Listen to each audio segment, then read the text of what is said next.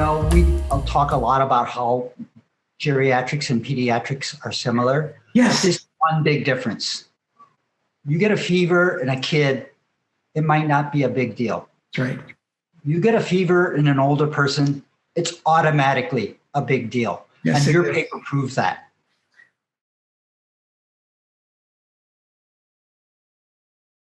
If you were over 65 and you entered the Cedars-Sinai emergency room, there was a 75% chance you were getting admitted to the hospital, because this was 1988. Everyone got admitted to the hospital, right? Oh my goodness. And so what I had in the end was all these people over 65 who came into the ER, who got a CVC, who ended up being hospitalized. You know, when you looked at everyone who came in with a fever, as you said, if an older person has a fever, you need to be concerned, because if they had a fever, they had a higher percentage of being diagnosed with a bacterial infection. And the higher the fever, the more you needed to be worried. So, you know, you had someone who came in with 103 temperature, they probably ended up in the ICU. They were septic. I mean, that was just the way it was. It was not just the fever, it was the height of the fever was clearly correlated to how sick they were. So, Mike, the reason I really wanted you to talk about this is because I'm very interested in having caregivers be knowledgeable about what does something mean.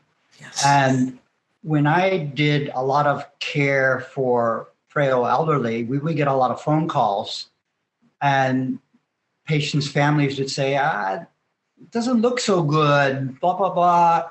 And we would always ask, well, does the person have a fever? Yeah. And you know what the most common answer would be, Mike? I don't know, or I think so. Exactly. They would say, not sure, but he kind of feels warm. Yes, exactly. And this is what I want caregivers to know. And I think people know this now more with COVID. It is absolutely essential to have a thermometer. Yes.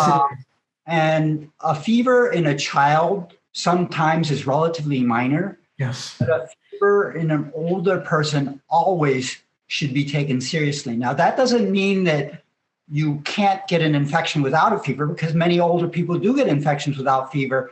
But if you do have a fever, this is a serious concern. It could be, you know, nowadays we always worry about serious viral infections. Yep.